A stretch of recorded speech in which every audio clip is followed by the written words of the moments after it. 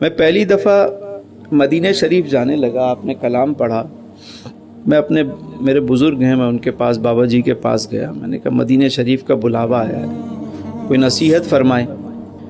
فرمانے لگے ایک کام کرنا، وہاں جا کے نظر اپنے اوپر رکھنا اور کسی شے پہ نہ رکھنا، کسی کو مت دیکھنا، بس اپنے آپ کو دیکھنا، نگاہیں نیچی رہیں اپنے آپ کہ مجھ گناہگار سا مہمان، سیاہ کار سا انسان کہاں آ گیا ہے۔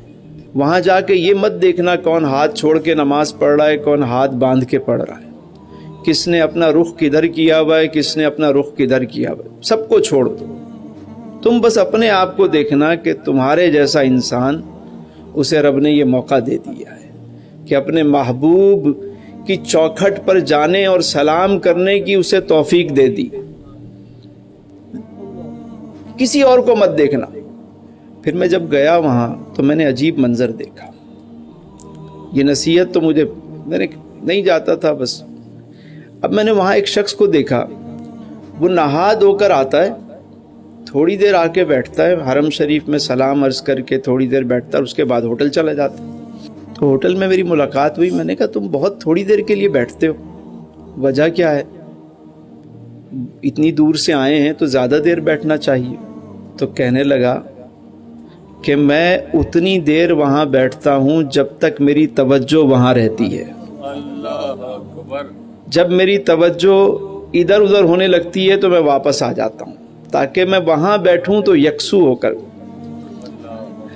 ایک اور شخص ملا، وہ ہر وقت وہیں سوتا تھا، اس سے پوچھا کہ میاں تم ہر وقت یہیں سو رہے ہو، تمہارا تو ہوٹل بھی ہے؟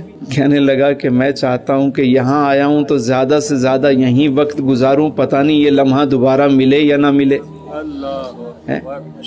ایک کو دیکھا تو وہ بڑا خوبصورت لباس زیب تن کیے ہوئے اور بہترین انداز میں ایک بادشاہ اپنے اسٹائل میں آ رہا ہے، یہاں یہ پروٹوکول، یہاں یہ اسٹائل۔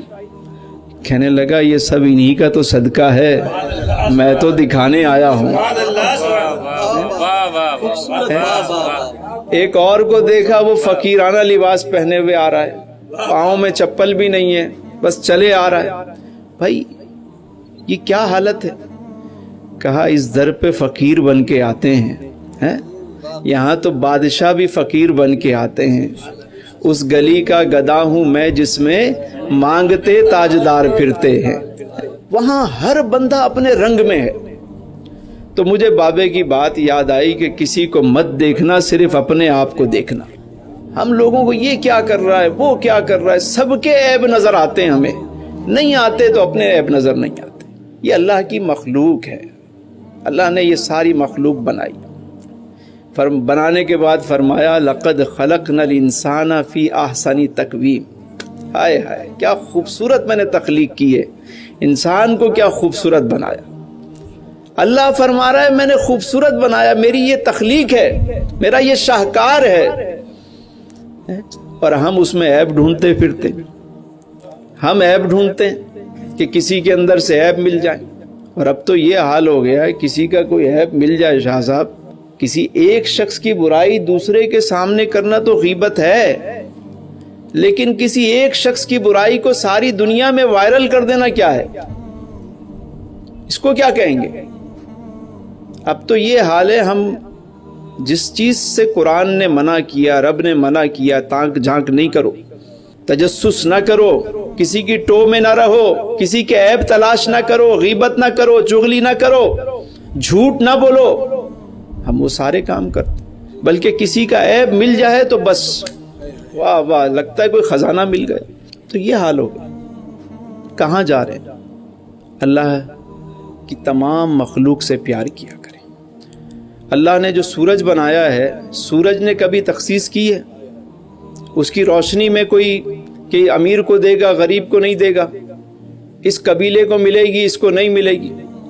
اس کے بنائے ہوئے جو شاہکار ہیں وہ سب کے لیے، اس کا چاند روشنی دیتا ہے، سب کو دیتا ہے۔ بارش برستی ہے تو امیر کے محل پہ بھی برستی ہے اور غریب کی جھوپڑی پہ بھی برستی ہے، سب جگہ یکساں۔ اسی لیے اللہ والوں کے ہاں सब हर एक के लिए दरवाज़ा खुला हुआ होता है। वो कभी ये नहीं फ़र्क नहीं करते, वो कहते हैं ये सब मेरे रब की मखलूक है, सब उसी के हैं, मैं इनकी खिदमत करूँगा मेरा रब राज़ी हो जाएगा।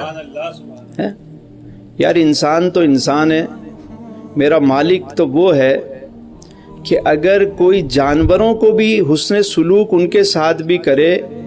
बनी इसराइल की एक औरत के बारे में हदीस मुबारका में है कि उसको पानी पीने गई कुएं पे तो देखा कुत्ता प्यासा है, उसके पास कुछ और तो था नहीं, उसने अपने जूते में पानी भरा और उसको पिला दिया।